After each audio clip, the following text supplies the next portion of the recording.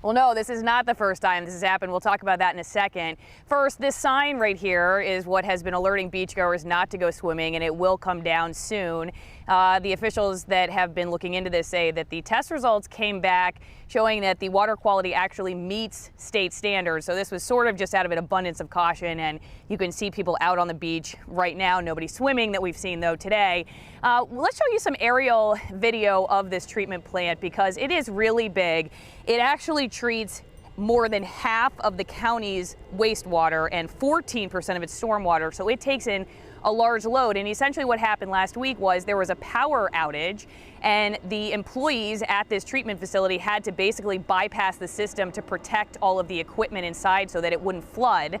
And that released all of this sewage and stormwater, about 80% stormwater, 20% sewage, and 3 million gallons of it into Puget Sound. Now, this remind people about 2017 when we had this very big spill. That was over 200 million gallons were released at that point in time. And that had a lot of people asking questions about why does this stuff still happen and what needs to change at our wastewater treatment plants to clean up Puget Sound. We talked to Puget Sound Keeper Alliance and one of the folks with the Parks and Recreation Department, the woman who runs it, about all of this. This is what they had to say.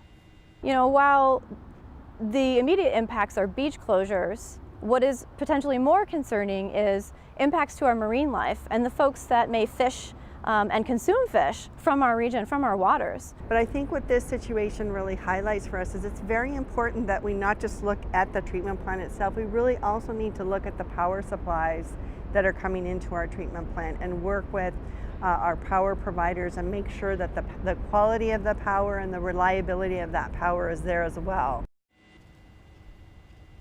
Yeah, and so as you heard her say, this power problem is actually a regular issue. In fact, she told me that weekly they have problems with whether it's power surges or power outages at our wastewater treatment plants, and that certainly sounds like it needs to be addressed.